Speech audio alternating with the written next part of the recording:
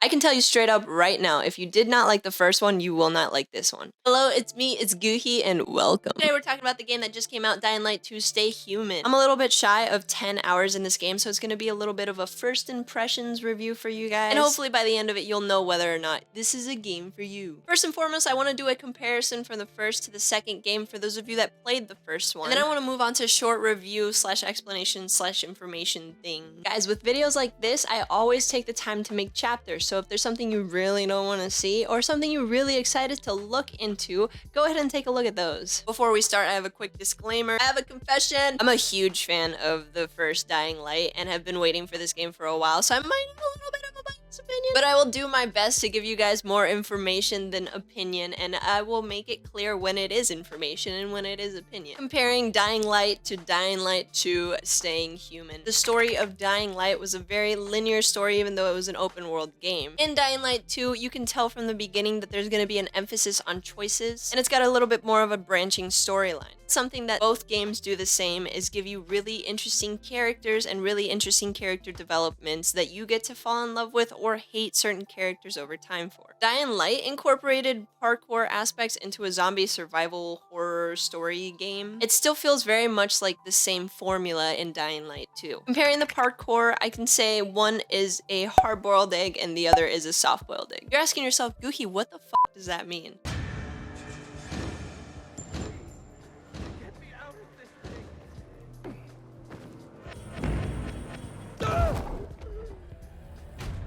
In the first Dying Light, the parkour felt rigid but stable. In the second one, they have the mechanic of pressing the button and you jump, and then holding the button and you jump a little bit further, but it almost feels like you're missing some gravity. And then the biggest change to the parkour was also adding the stamina management. It's very apparent, even from the beginning of the game, that stamina is going to play a huge role throughout the game and the way that you're able to scale and roam the world. You don't want to be caught hanging onto a ledge high up in the air when your stamina is depleting, because once that shit runs out, you're going splat. Opinion time. Personally, I hated it.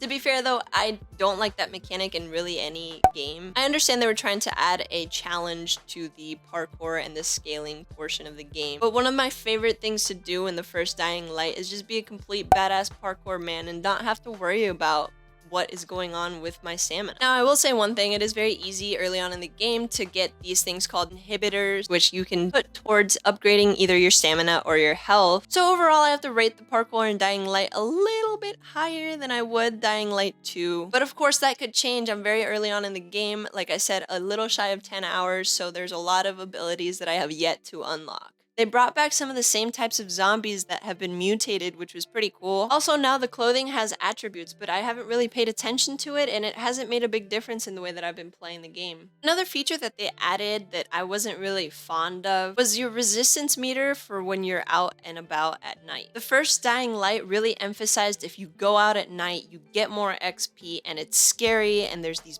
big old monsters that chase you, and it's a risk that if you're willing to take, it gives you high reward. In the second one, it is a little bit of that. It's still looming, it's still there, but it almost feels like they restrain you from wanting to explore a lot because of this little timer that goes down, and if the timer runs out, you turn into a zombie, which they do explain why it happens in the story, but in my opinion, it didn't add any value to the gameplay. For example, I was running around at night, just hanging out, exploring, doing my thing. I saw that I was at 2 minutes left for my exploration time at night, if you want to call it that. And so midway through exploring this building, you know, I'm looking at the thing, I'm about to die, I have to run out and try to find whatever light I can find in order to get out of that situation. I can compare it a bit to the mechanic in Dead Rising, where they had that timer going down and you had to get the medicine. So if you like that, maybe you like this mechanic as well. Again, like the stamina thing, this isn't a mechanic that was as overbearing as I thought it would be from the beginning of the game, but it was definitely present. Moving on to the combat. They took the same style of combat and expanded on dodging, blocking, and parrying. I will say the hit registration is a lot better in Dying Light 2, and everything as far as combat goes feels a little bit more responsive.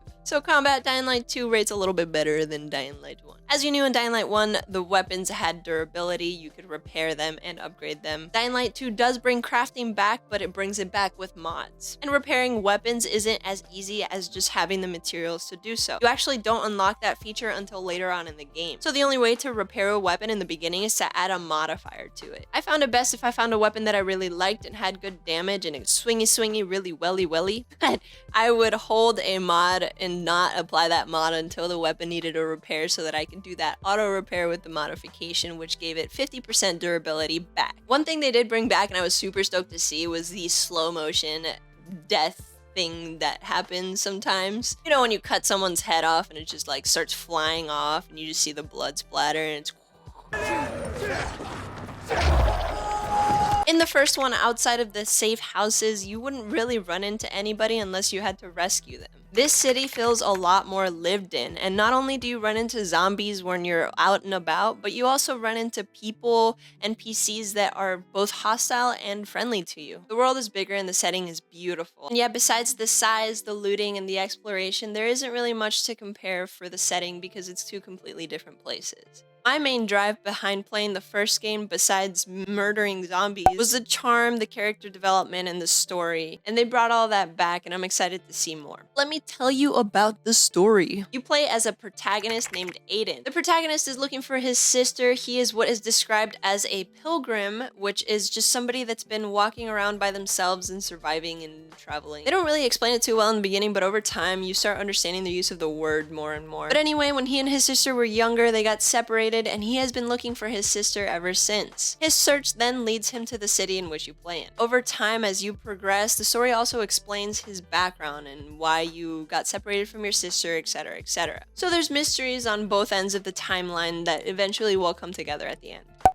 But like I said, the important thing to me was meeting these characters. They are so unique and rich and full of story. The NPC interactions can sometimes be really awkward. In my opinion, it actually adds charm to the way that the story is told and the way that the characters are presented. And sometimes you get these random encounters that don't have anything to do with you and you can't interact with it at all, but you can experience it. Finding herself alone at the wrong time, she fell prey to Satan's infected minions. Let her rest in the truth. As if the peacekeepers weren't enough.